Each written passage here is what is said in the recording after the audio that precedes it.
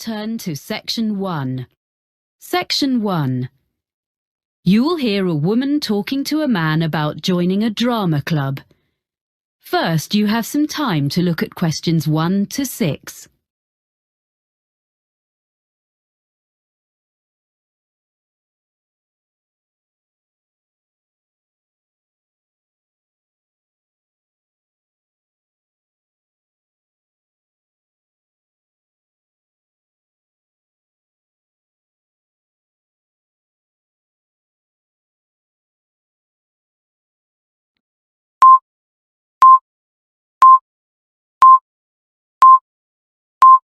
Listen carefully and answer questions 1 to 6.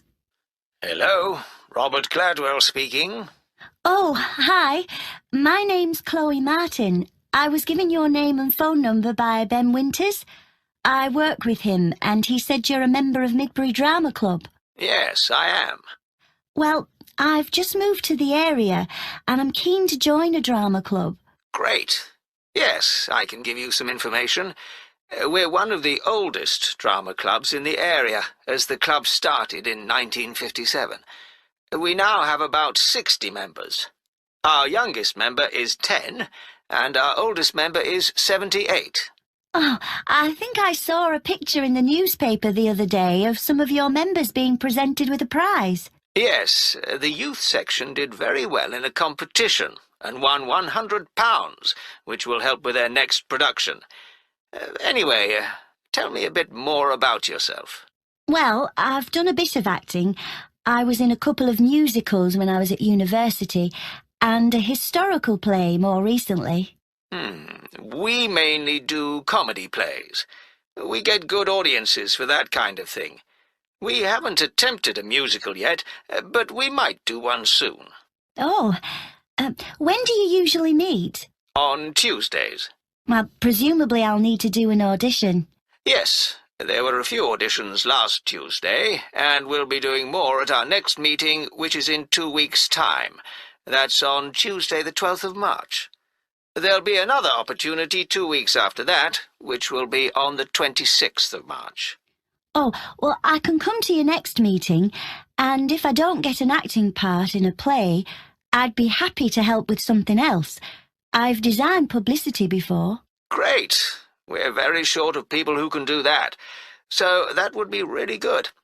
There are a lot of people who like making scenery, so we get plenty of help with that, but we haven't got enough people to do the lights at the moment. So if you think you can do that, or you have any friends who would like to, do bring them along.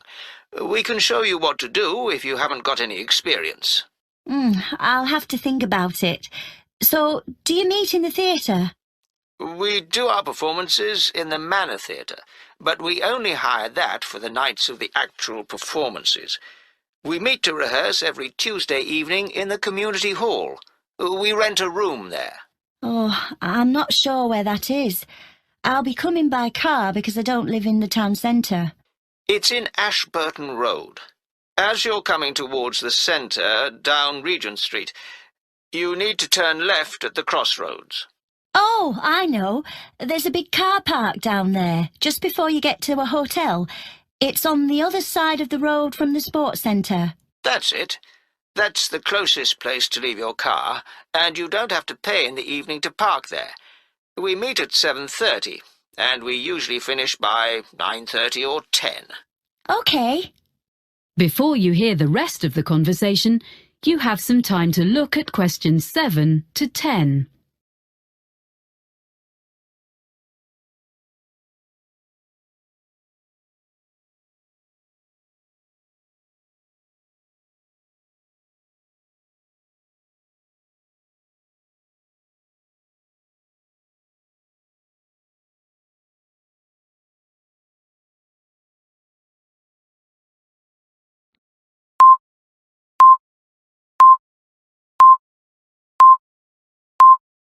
Now listen and answer questions 7 to 10. I haven't mentioned that we have to make a charge. Everyone pays a subscription of £180 to be a member for a year. You can pay for the whole year at once, or you can pay £15 every month. It works out the same. There are reductions for retired people and under 18s, but I don't think you come into either category. No, I'm 26. Oh, that fee covers all the costs, like photocopying of scripts and producing the posters, but it excludes the costumes for the performances. We ask people to pay for the hire of those themselves. It does mean they look after them properly, as they know they won't get their deposit back otherwise. Can I come along to the next meeting then? Of course. We'd love to see you. And if you want to know more about how we run the auditions or the next play we're doing, why don't you give our secretary a ring? She'll be really pleased to help you. Oh, what's her name? It's Sarah Sordicott. That's SAWDICOTT.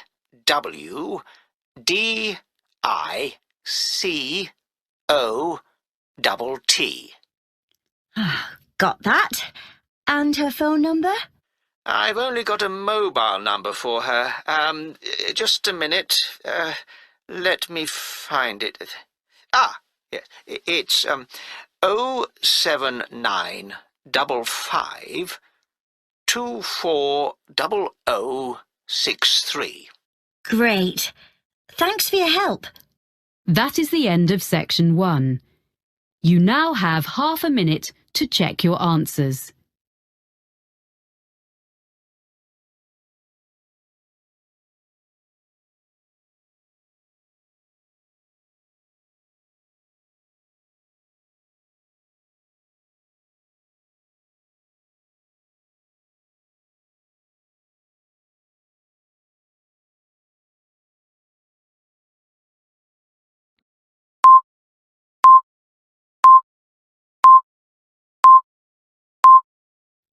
Now turn to Section 2.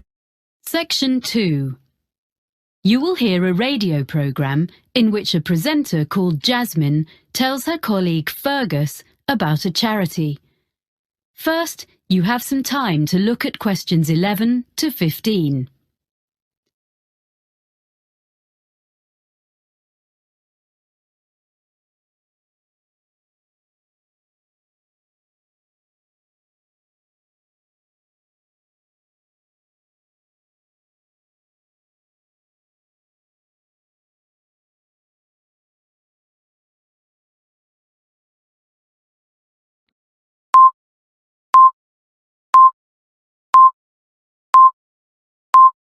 Now listen carefully and answer questions 11 to 15. And now here's Jasmine, who's come to tell us about this week's charity. Hi, Fergus. This week, I'm going to talk about forward thinking and their plans for the Colville Centre. So, in recent years, people have realised how useful the arts can be within healthcare. The idea behind forward thinking is to use the arts to promote well-being. The charity develops projects for people with special needs and health problems, and also delivers training to healthcare professionals in using the arts, as well as supplying them with information and advice. Forward thinking doesn't just run art and craft classes to distract people who are ill, or recovering from illness, but arranges longer-term projects and courses, as it's been shown that the arts can bring all sorts of positive changes in patients, including benefits such as shortening the length of stay in hospital and reducing the amounts of medicine they need. I see. Forward thinking has experience of working with a broad range of people, from young adults with learning difficulties to older people in homes or daycare centres and people with physical disabilities. The organisation's been around since 1986, and it gradually expanded during the 1990s. Then, in the new millennium, it was decided to find a memorable name. So it's been operating as Forward Thinking for several years, in fact since 2005.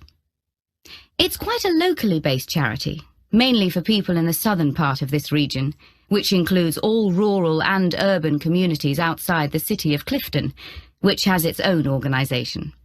There are, of course, some similar charities in other parts of the country, in London and so on. And what's the present fundraising in aid of? Yeah, well, The charity needs funding in order to buy the Colville Centre. This is a former village school, which was built in 1868. It was modernised and refurbished by the present owners last year, so it's ideal for art classes and for small social events, performances, seminars and so on. Forward Thinking is fundraising to purchase the building so they can use it to continue running classes and so on for the general public, and eventually also for some of the people they help. Before you hear the rest of the talk, you have some time to look at questions 16 to 20.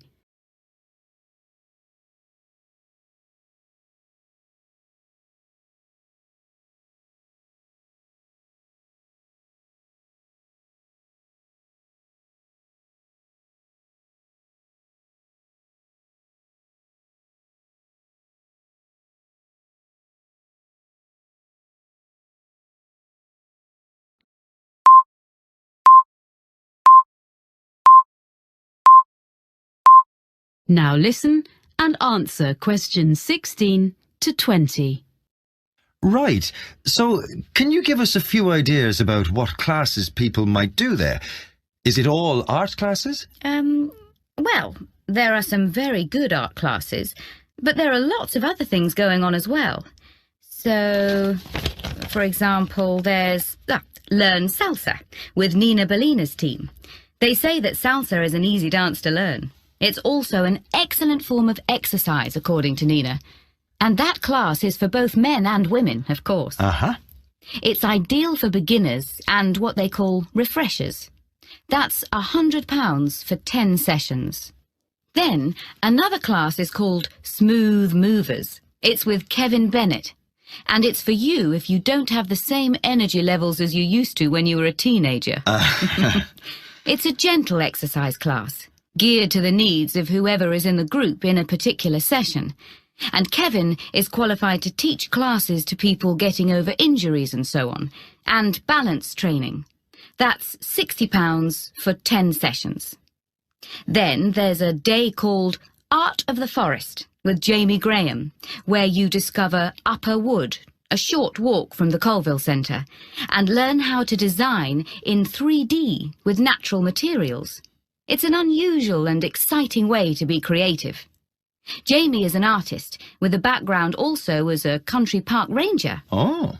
For this day, youngsters must be accompanied by a parent or guardian, and the costs are adults, £40, under 14s, £10. But it's best value at £80 for a family of 4.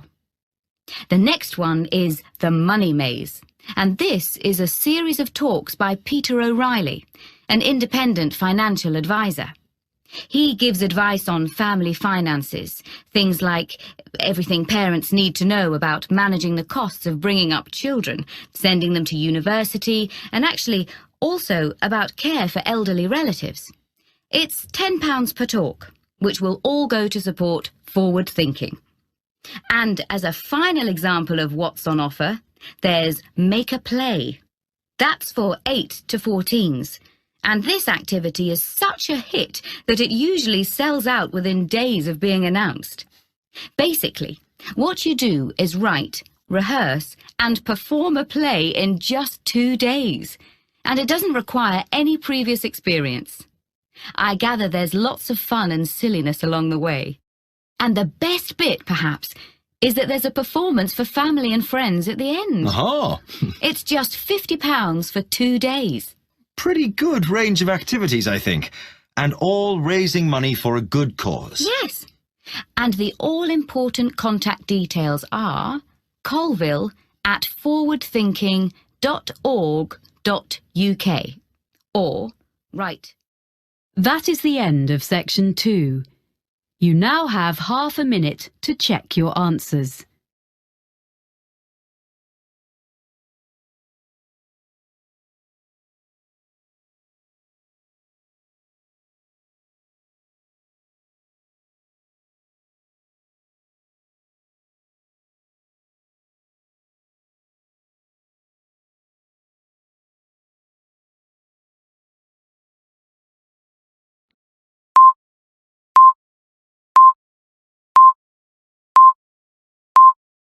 Now turn to Section 3.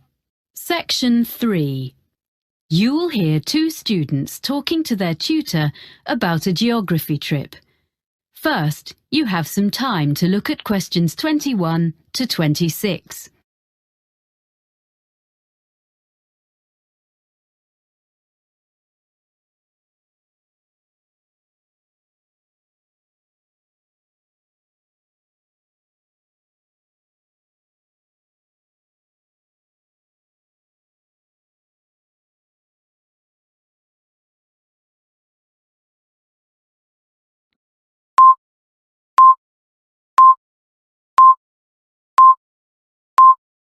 Now listen carefully and answer questions 21 to 26. Now, Stefan and Lauren, you worked together on the assignment for your urban geography course, didn't you? Mm-hmm. I know you made a plan of what you were going to do before you went on the field trip. Did you stick to it? More or less. Okay, so where did you start? Well, first of all, we selected one area of the city to work in. We decided on the centre. Mm-hmm. And we looked in detail at how it has been developed by doing a survey. Yeah, we did that by walking round and dividing the area into different categories, such as residential, commercial and industrial, so we could record land use. We're going to find some maps from 50 years ago and from 100 years ago, so we can look at what has changed. Good. So that gives you a foundation. Then what did you do? I was interested in looking at how polluted the city was. I thought that was too general a topic and would be difficult to check. But Stefan persuaded me, and actually it was quite interesting because before we started, we assumed that a lot of the pollution problems would be caused by industry. In fact, most of the industrial development has been on the outskirts. Oh. And most pollution is caused by the traffic which passes through the city centre every day. Right. There are 5 major road junctions around the edge of the city, so we set up equipment to check the air quality on each of those 3 times on one day. In the morning and evening, which is when most journeys are made in and out of the city, and at 2:30 in the afternoon. On the same day, we went to the 2 busiest junctions in the morning and evening to calculate the traffic flow into the city. Right. We'll be able to produce some graphs from the figures we collected. Yeah. Presumably you then looked at where all these cars ended up. I thought we should look at why people were coming into the city, whether it was for employment or education or leisure activities. But Stefan thought that would be too difficult. Because most people were in cars, it would be hard to ask them. Yeah. So we decided to spend an afternoon examining the parking facilities available instead. We established the capacity of each car park, and we spent an afternoon counting cars in and out, so we have an idea of how long people spend in the city centre. So, do you have evidence that most journeys are made by car within the city centre? We checked local government statistics to see if that was true, but they were inconclusive. Everything is quite close together in the city centre, and there are wide pavements, so you would expect people to walk from one place to another. So we chose a number of locations and we noted how many pedestrians passed a particular spot. How did you choose where to do that? Oh, we stood at 2 places in the business district. One in the shopping area, and the other was in an area where there are more tourists. Right. I thought it was really important to talk to people, so we carried out a survey on how people usually travelled into the city. We asked them about their usual means of transport. We found out that it varied according to why people were travelling.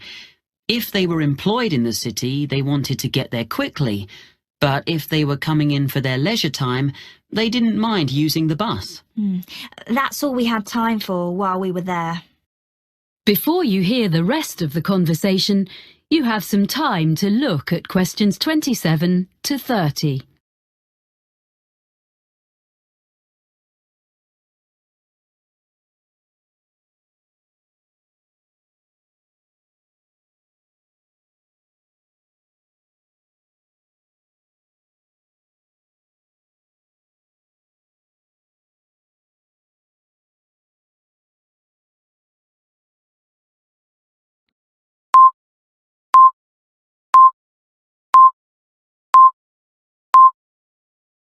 Now listen and answer questions 27 to 30.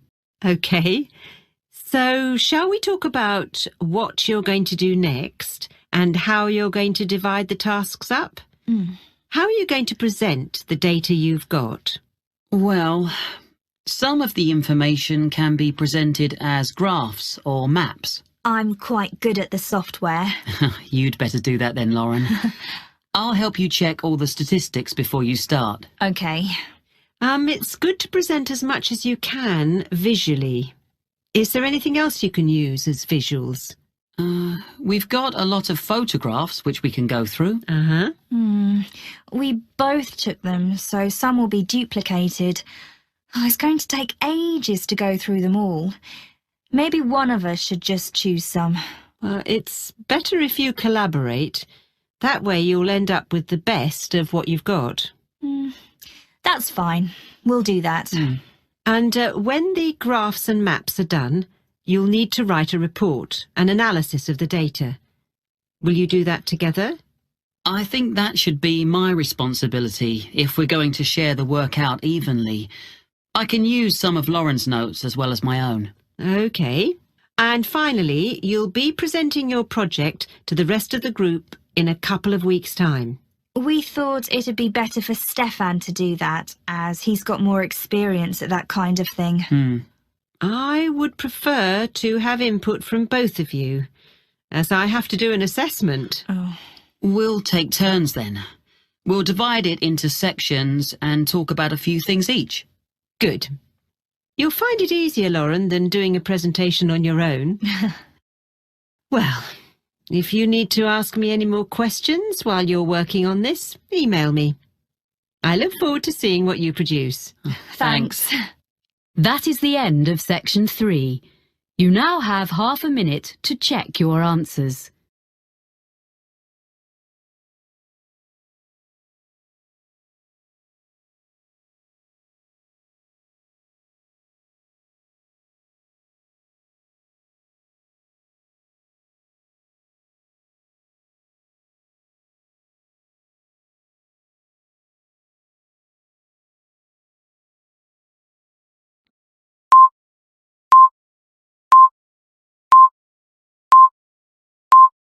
Now turn to section 4.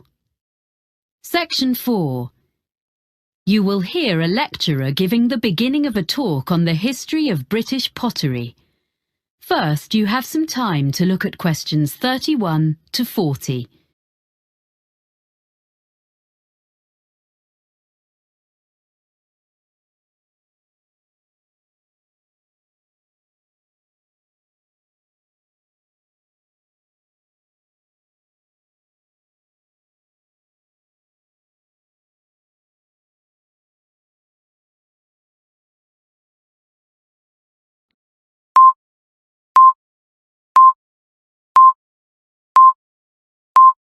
Now listen carefully and answer questions 31 to 40. Thank you for coming to this series of talks. Before I talk in detail about the experiments and innovations of the British ceramicists, I'd like to give you a summary of the social and manufacturing background in which they lived and worked. So, we're talking about England, or more specifically, the region known as the Midlands, and we need to go back mainly to the 18th century and briefly even earlier to put it in a global context.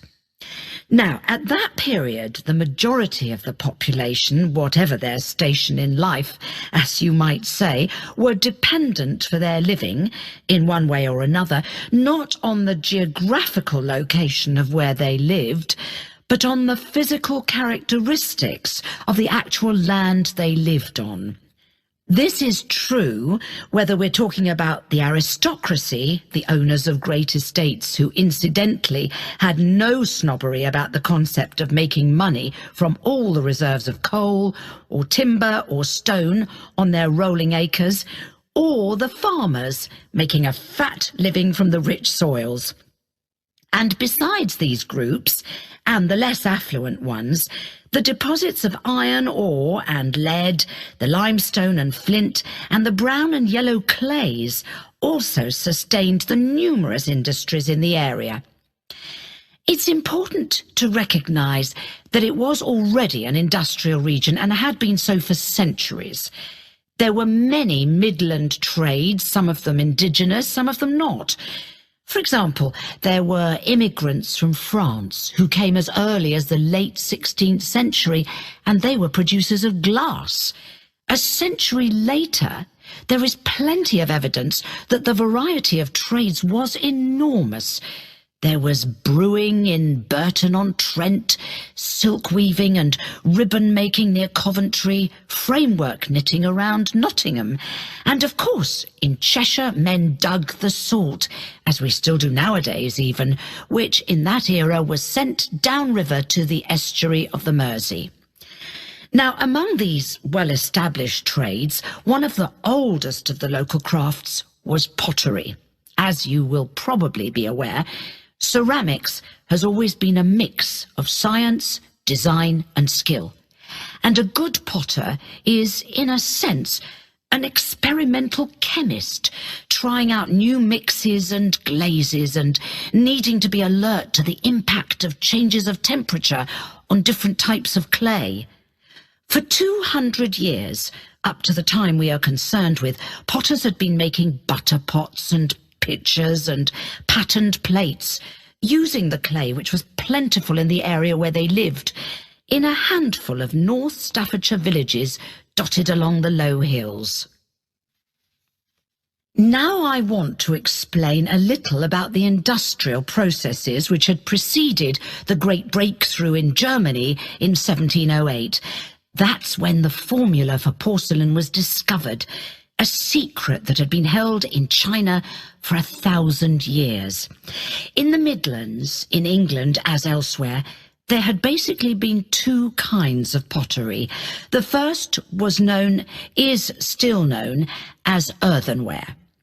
Now, this was a bit rough and ready, but it was deservedly popular for several reasons. To start with, it was relatively cheap, so it could be used by most households. This was because it could be made from local clay without any complicated processing or added materials. From the potter's point of view, there was another reason for its cheapness. This was that it could be fired in simple ovens or kilns and at relatively low temperatures, so he didn't have to spend so much money on fuel to achieve the necessary heat. On the other hand, after one firing in the kiln, the problem with earthenware was that it remained porous, so had limited usefulness. So for most purposes, it had to go back in the kiln for a second firing before it became waterproof. And another thing was that it was extremely breakable. I mean, before it had even been sold. I suppose the potter wouldn't have minded so much if people just had to keep coming back for more every time they broke a jug or whatever. But it was very inconvenient because it meant there was a lot of wastage in the course of the manufacturing process. Anyway, for all these reasons, if people could afford it, and that would be all but the very poor, they would buy stoneware, a much tougher product. Now, for this, the potter used a slightly more expensive raw material, which was made by combining clay and flint, and this mixture was fired at a far higher heat, with the result that the ingredients vitrified. That is to say, in effect, the whole thing became glassy. And because of this, it was non-porous, and naturally this was regarded as a great advance. Well, that's the situation in the 18th century. Are there any questions at this stage? Okay, so now we can go on to look at the age of innovation. That is the end of section 4. You now have half a minute to check your answers.